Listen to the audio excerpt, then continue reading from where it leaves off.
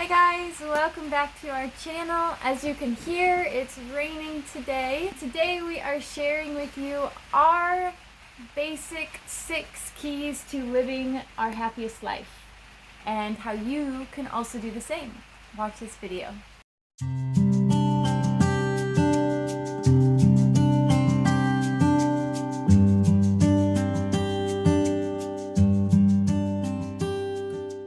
Alright guys, welcome back. Thank you so much for being here today. My name is Serena. And I'm James. And we are Life After Union. And today we're doing a video that's a little bit different. We are sharing our 6 keys to a happy life. So these are things that we try as best as we can. Each and every single day. It's not an easy thing. And we try to do these things and continually do these things. And these are also things I think that we have learned over the course of our lives, you know. We've learned to use them more regularly. I think we've known it for a while, but whether we've used them or not has been the biggest practice. Yeah. That knowing that we have the tool there and actually being like, let's use this tool because it's actually a pretty good tool. Yeah. And so you've grown up kind of on a farm your whole life. I've also grown up on a farm, but more suburban. Farm. But I used to ride horses, so I was grew talking up about on mine. farms. Oh, here. Yeah. Okay. It's less of a farm, but yeah. Well, you know. The bush. And so basically we've both kind of grown up out in the country. Our country of our countries. The country of our countries. And then, you know, we both have lived nomadic lifestyles for a little while. So I would say, like, this advice comes from, like, a culmination of many different ways in which we've lived our lives. We've both lived with friends. We've both, you know, we've lived in a lot of different ways. Yeah. You've lived in a major city. I've lived in a major city. So, like, we both have experience living in a lot of different ways. And so this list that we're going to share with you guys comes from all of that and how we have kind of distilled all of those lifestyles into what has served us the most in living our happiest lives. To date. Yeah. Yeah. Thus far. Yes. Thus far. Okay. So, number 1 is focus on the positive. This is one that I've used very, very much throughout my life. I feel like I'm very good at this one. I find a lot of times when it comes to focus on the positive, when you find yourself in certain circumstances, generally speaking, the first thing you always find is always going to be the negative or the downside to the situation. Where what I've tried to do for myself and what I've also tried to teach people to do is instead of focusing on the very first thing you find, which generally speaking is a negative, not always, but generally speaking, is try to be like, okay, well, I see that's there, but what is the best thing from the situation that I can gain for myself? And let me focus, put my energy more into that.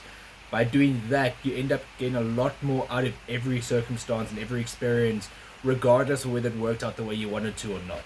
Right. So focus on that positive and that knowledge that you can gain from it, even though it's a tiny little bit. Use that as your strength to get through things and to prevail yourself into a better circumstance down the line. Right. And I think you are really good at this because a lot of people will focus on the positive so much, and this is super big in the spiritual community right now where, you know, people are like high vibe only, and they're completely denying the fact that the negative exists, where you don't do that. You are very aware of what the negative is, and this is really important when it comes to this key, is because you know exactly what's positive and negative about it, and you're not denying that the negative exists. You're just consciously choosing to place your focus where you would derive more power and more pleasure from the thing, and I think that's really important. And this focus on the positive also goes with gratitude, right? Being grateful for what you have. And like, I think about our house is a really good example of this. You guys obviously know our house is not finished.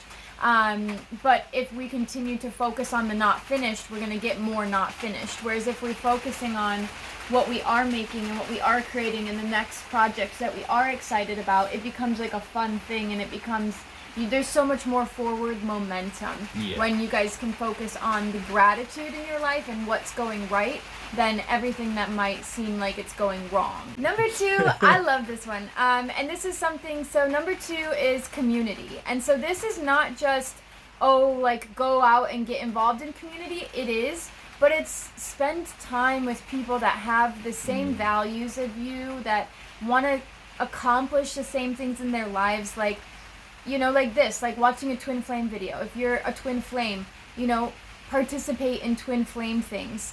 Okay, now this is gonna sound super cheesy. I didn't mean it to come up this way, but on that same note, if you want to participate in twin flame things, we have our group coaching that is going to be launching. Thank you. Just fit perfectly. So we are doing group twin flame coaching. So if you want to do the awakening journey with other twin flames that are aligned on the same path as you, with me and James together in a whole group, we are looking for 5 to 10 applicants to beta test for us. So in this beta test, you get the program 50% off in exchange for your critiques, your testimonials, so that way in the future when we release this program, we can make it the best that it can be. So we'll really be learning and growing with you in the same space and same time. So I'm super excited about this. We're both super excited. Come join our community. Come join our community, join our program. The links are down below for your application. So if you want to sign up, we'll review your application and then you'll be hearing from us. So yeah, community, super, super important. I remember like always thinking I kind of wanted to live on a commune when I was younger, like in my early teens or late teens, young adulthood. I was like, I want to live on a commune because I want to live with community. I felt really kind of isolated growing up with just my family, and it turned me into a very shy, kind of sheltered kid. And now I think about, we live on, you know, this small holding, this farm with your mom, your dad, your brother, your sister-in-law, and their 2 girls. And so that is, neighbors. And yeah, and of course neighbors. But it's just really nice to be in a space where you have that support of community. And like, we are social animals, and I definitely was somebody in my previous life, you know, not like past life, but like previous in this life, that was very toxically independent, like wanted to do everything by myself, felt I was better off by myself, and come to learn that that was just because I had triggers and traumas with other people. And if you're like me and you feel that way, your greatest healing is to actually be in a community that loves and supports you, finding your soul family, finding your soul tribe, like going out and doing things that you love with other people. And that is huge to like being happy and being fulfilled. Like doing with things with others will just lift you so much. Yeah, I think it's very important to remember with community that it doesn't just have to be family or neighbors and it's not your general friend group. It's the core people who, you know, it doesn't matter if you see them every day, you see them once a year, you see them once every 5 years, maybe you give a phone call for 4 months, like with my one friend that stays in the UK now. It's about having people who you resonate well with, and no matter what period of time goes by without chatting to that person, it never feels like you've lost touch with them or that you're on a whole different path, even though you might be. But someone who just brings something to you and makes you just feel like you don't have to be anyone but yourself. And that kind of community is what we strive to try and find, which is not easy, and you go through a lot of different communities in order to find the ones that are actually the people who resonate well with you and the people that actually help you get through life the way that you would like to and what best serves you and how to actually progress in the areas that you want to progress in. Yeah. And I think a lot of people get confused that they want to have too big of a community that they actually get lost within it. Sometimes your community can be 3 people. Mm-hmm. I'm not talking about the people in your household, I'm talking about people outside of your household. You could have 3 very close friends and that's your community, and that is fantastic. You could have 40 people. You might be one of the people that just brings people in. Those core people, that's your community that we're talking about. Yeah, and to use those people, you know, it's like one thing to say you have friends, but like to actually go out, make time to spend with them, like do things together that you like. Like when we were kids, you know, we all used to play together and spend time together and do fun things, but when we're adults we somehow forget that. And so like I was actually just having a conversation with one of our friends, and you've done this a few times where you had house projects to work on and you invite your guy friends over to help us do house projects. Free labor. You know? So and it's about just doing things that are fun together, whether it's house projects, whether it's, you know, crafts, whether it's, you know, like surfing, wine and painting, exercise stuff. It could be anything. So just start doing the things that you love and do it with people. Third one is is lifestyle. Yeah. The lifestyle you choose to live is incredibly important, and there's so many different factors because it hasn't just got to do with what you want to do in your life. It's got to do with where you are, the people you surround yourself with, the community again, and how you want to achieve that. And if you understand the kind of lifestyle you want to live and the way you want to move forward with things and the way you want to achieve things, that is huge and will make life so much more worthwhile and so much more enjoyable. Because if you don't have your lifestyle in your mind of how you want to do things, life can be very tricky and it can make it very hard to know what direction you want to go in. Yeah. And I think, so I actually have an example of this, and this is going to be different for everybody. So this is why you were saying, like, you have to know what lifestyle you want to live and what will fulfill you. Because I have a friend, and she's like a soul sister, right? And I've wanted nothing more than to kind of live in my little cozy bubble in the countryside, like next to the beach, like blah, blah, blah, blah, my whole life, just like in nature, on the beach, in whatever.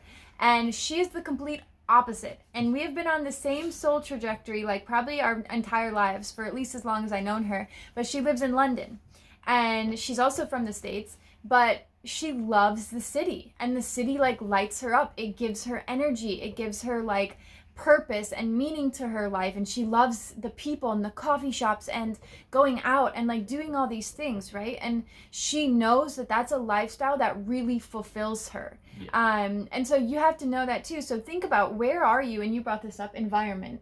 Where are you right now? And are you where you would picture yourself? If money was not an object, if, you know, job was not an object, if everything were exactly to plan, where would you be? You know, would you be in a city? Would you be by the beach? Would you be in the desert? Would you be in the forest? Like, where would you desire to be? And that is going to give you such a good idea of like what kind of lifestyle you want to live, because our lifestyle is very in tune with nature. Yeah. You know, and that's how we want to live. Not everybody wants to live that way, but like, you know, part of us is we want to live minimalistically. We want to live sustainably. We want to compost. We want to, you know, plant native trees, and we want to walk barefoot on the earth. We want to, you know, like I want to have medicine growing in my garden. I want to run off of solar power, off of cleaner energy. I told you not to kick it. I'm sorry. My bad, sorry guys. And so we want to run off clean energy, you know, like we want to live as, you know, cleanly as we possibly can, and that's our lifestyle, you know, and that's the lifestyle that we desire to live. And so everybody has to come to terms with this within their lifetime of what is that for you, what makes you feel the best within your life, and that's how you decide to live it. And number 4 is your purpose, right? So like, what are the things that you're going to do to propel you forward in your life, your goals, your achievements? Now, this is not to say you have to get super caught up on accomplishing these things, right? But we all came here. We were complete, whole, fully, you know, within ourselves in soul world, and then we split off from source to come here and have a human experience, right? And so life is a lot about like, how do you want to spend your time here?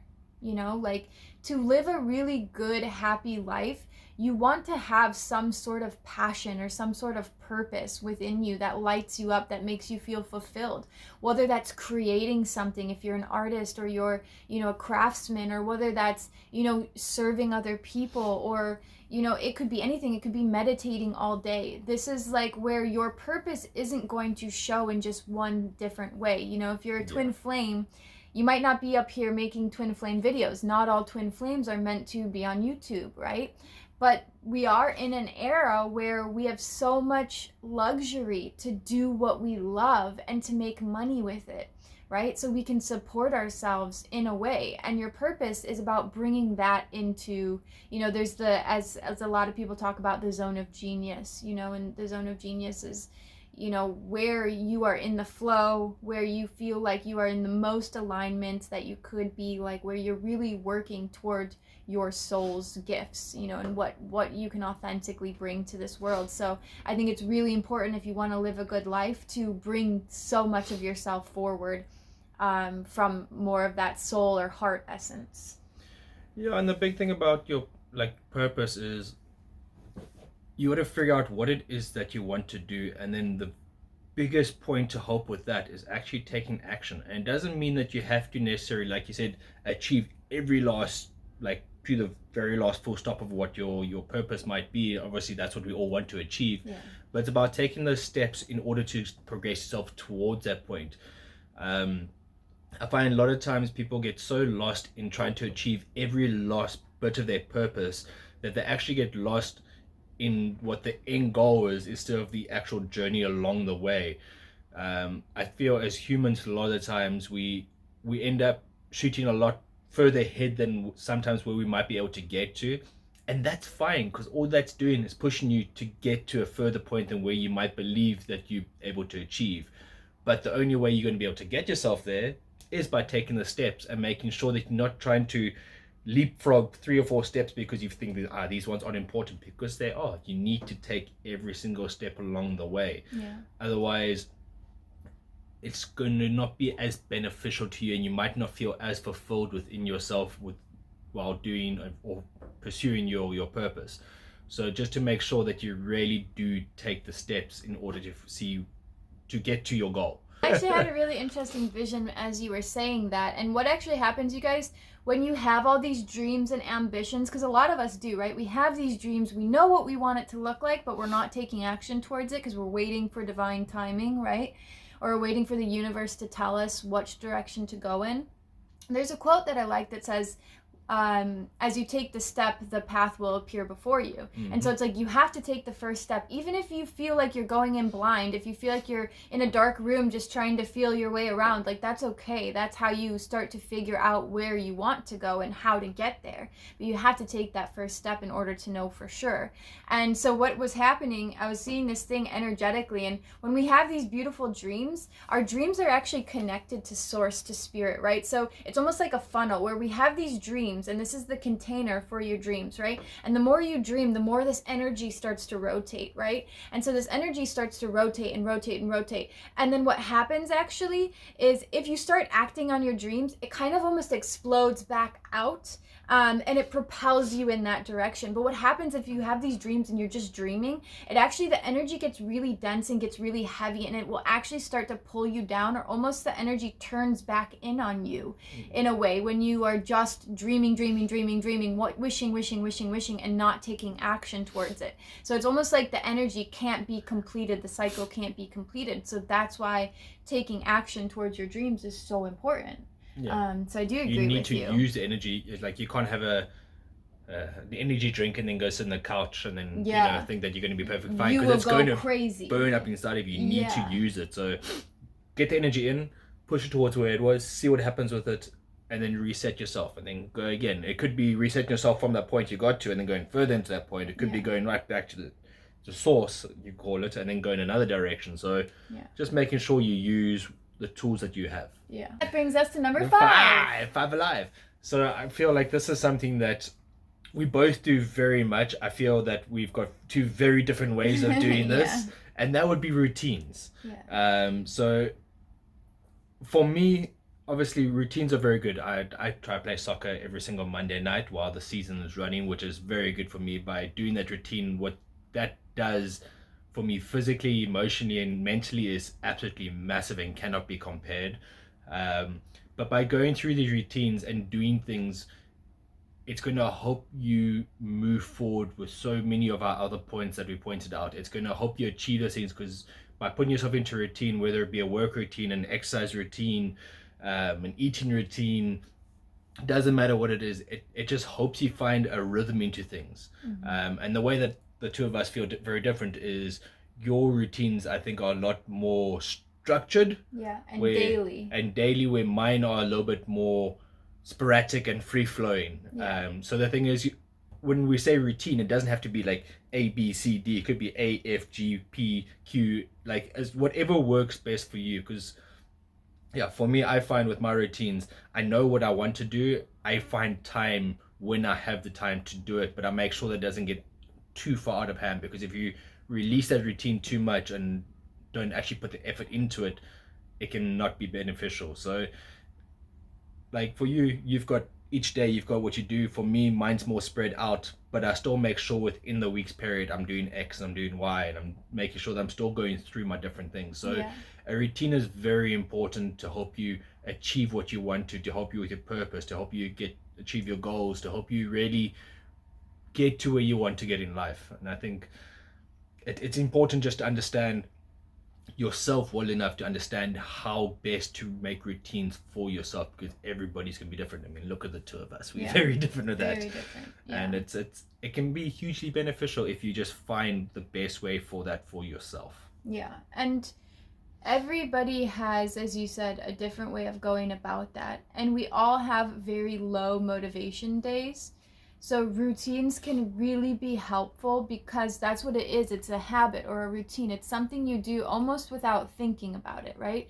And so it's when you get to those low points, you have the tools to keep yourself going and not get into a downward spiral, or not, get further, down the rabbit hole than you need to go. So as you said, routines can help you achieve all these previous things because of the fact that, they're set there. You don't really even have to think about it, you just do it, and that can be really helpful. And these are obviously routines that are good for you, like you said, eating healthy, or working out, or doing something for your mental health, meditating, journaling.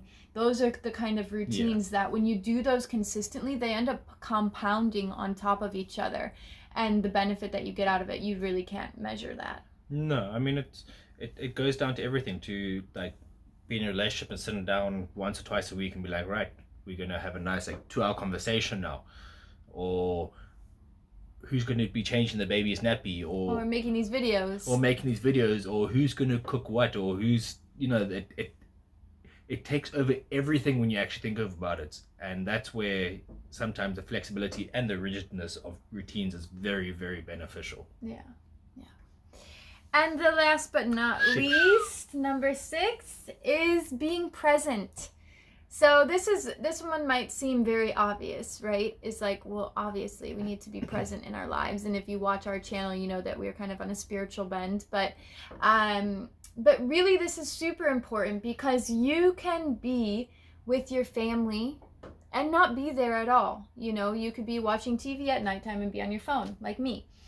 So like if you and me if you approach your life with a level of presence where you're truly in the moment that you are in. So if you are washing the dishes, you're washing the dishes. You're not 10 years from now thinking about your life. Like every moment you're actually really enjoying that moment, you're going to have an incredibly happy life, because you're going to be enjoying. And this comes with the understanding that nothing lasts forever, right? So everything passes and everything has a season to it. And the sweetness of life is really in capturing that season in its fullness, in its purity of what it is right now. Because once you blink your eye, that moment is going to be gone and it's going to be replaced with something else. And then you get the joy of capturing that moment with sweetness, right? And there might even be moments that are not pleasant, right? But those moments are not going to last forever. And sometimes having that awareness of like, okay, how present can I be with myself in this sorrow, or in this grief, or in this struggle? Or, there was a moment that I'm going to bring up, which is so funny, is one of my first coaching calls that I took in this house was in our bathroom. Because it was the only room in our house that was complete at that point. So we moved all the laundry out, rearranged the bathroom, and you took a video of literally like the toilet and my chair, and the toilet and my chair. And I was like, we're gonna laugh at this at some point, because in that moment, like, it wasn't super funny, like the idea that I had to take my coaching client in the bathroom because it was the only completed room we had in the house. But when you come with that level of presence of like, this won't last forever, this is not the end fate for our lives, like, it can bring a sense of lightness and awareness, which can make your life a lot more palatable, a lot more doable, when you realize like, oh, this isn't going to last forever, this is a passing thing, and everything's a passing thing, so why don't I just enjoy what's passing right now? And I think that the big thing to remember about being present in these things and with everything in your day-to-day life is it's never easy. okay, maybe not never easy. It's not always easy. I mean, I find myself quite often when I'm in certain circumstances where I want to go do something, but I'm stuck doing something else. Like, for instance, there's been times where I'll be putting our daughter down to sleep and be lying with her, and I can feel she's like agitated and doesn't want me to go anywhere. I can feel it before she's even gone to sleep. And all I'm thinking is like, oh, I wouldn't mind just going and watching TV. And then there's other times I'm like, you know what?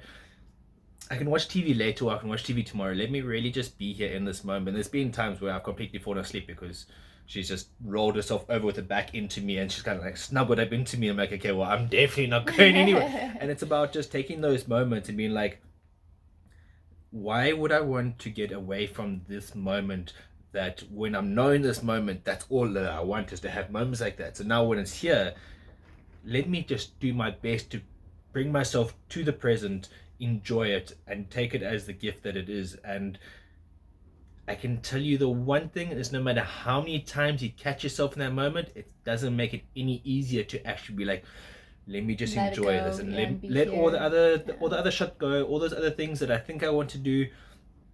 They can wait. It can happen later. Focus on what's happening, and it's not always going to be easy, and it's not always going to be possible to do those Yeah. things. But to just make sure that when those opportunities arrive, that you're making the conscious decision whether it's important to you in this moment or not. Yeah. And sometimes it might be important to you in the moment, but you might still have to be drawn away by something. But just to know that yes, this is an important moment. I would love to be here. I might have something else pulling me away. Maybe that's more important. Maybe it's not. But making a conscious decision to know why you're doing what you're doing and just being present in it and taking everything to its fullest. Yeah. I think that's a very important thing that I catch myself out with continuously when it comes to things, whether I'm hanging out with people, doing something on my own, being with my family, being on the soccer field, being in the ocean surfing. Doesn't matter what it is, every now and again you just need to actually slow yourself down and be like, okay, well, what am I actually doing right now? What do I want to get out of this moment? How do I want this to benefit me to the best of my of me the best of me? Yeah. No, I think that's very true. Yeah, just to catch yourself and actually really be here. Yeah. And be like, oh, okay, yeah, I'm here right now. This is really cool. It's quite nice, actually. Yeah, actually, like, yeah, I don't have to be 10,000 miles away in my brain. I can actually like, oh, this is actually nice. I'm here. Like, I like to, sometimes I want to do so many different things, but it doesnn't actually help spreading yourself so thin over so many things. Rather just focus on a few less things and put all that focus in, get those things achieved, and then be like, okay, well, do I still want to do those other things? And then branch out there. Yeah, because what is for you will never pass you. So those things, you know, if they are important, they will get done, you know, and we don't have to worry so much about thinking about them. You've done them 1,000 times in your brain. Yeah. Sometimes multiple times over off each other. But yeah. But that is important. So I hope you guys enjoyed this video. If you have any comments down below, let us know. This was our 6 keys to living a happy life and how you can also do the same.